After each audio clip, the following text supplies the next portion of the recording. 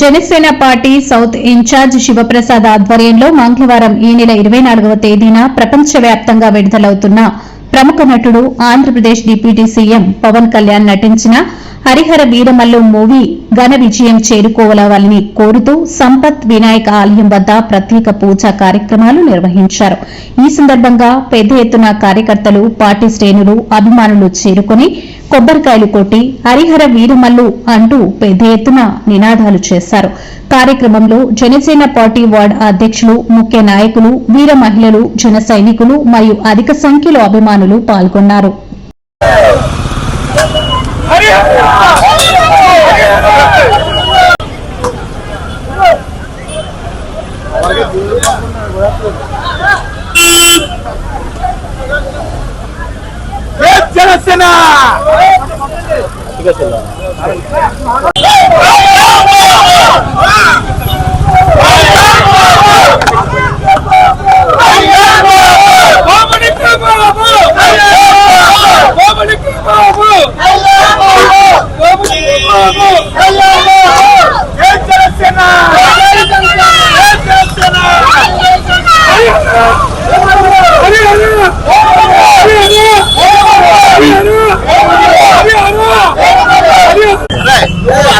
ఆయన ఛత్రపతి శివాజీ మరణానంతరం ఒక యువకుడు జన్మించి ఆ శివాజీ తాలూకా ఉద్యమాన్ని ముందుకు తీసుకెళ్తే ఎలా ఉంటుంది అన్న నేపథ్యం ఒకటి ఉంది.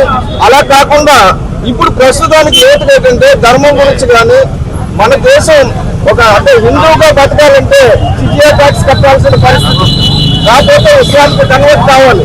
అటువంటి పరిస్థితుల్లో ఎదిరించి నిలబడ్డ ఎంతో మంది తాలూకా దీనగాథల్ని, అలాగే కాశీ టెంపుల్, అలాగే చాలా టెంపుల్స్ ధ్వంసమని, ఆ రోజు ధ్వంసమైన టెంపుల్ ని మనం కాపాడే విధానం, హిందుత్వాన్ని ఎలా కాపాడుకున్నారు మన పూర్వీకులు అన్నది మనకు తెలిస్తేనే భవిష్యత్తులో మనం కాపాడుకోగలుగుతాం మన దేశాన్ని, మన చరిత్రని అని చెప్పి ఒక సత్సంకల్పంతో తీసిన చరిత్రాత్మక చిత్రం ఇది.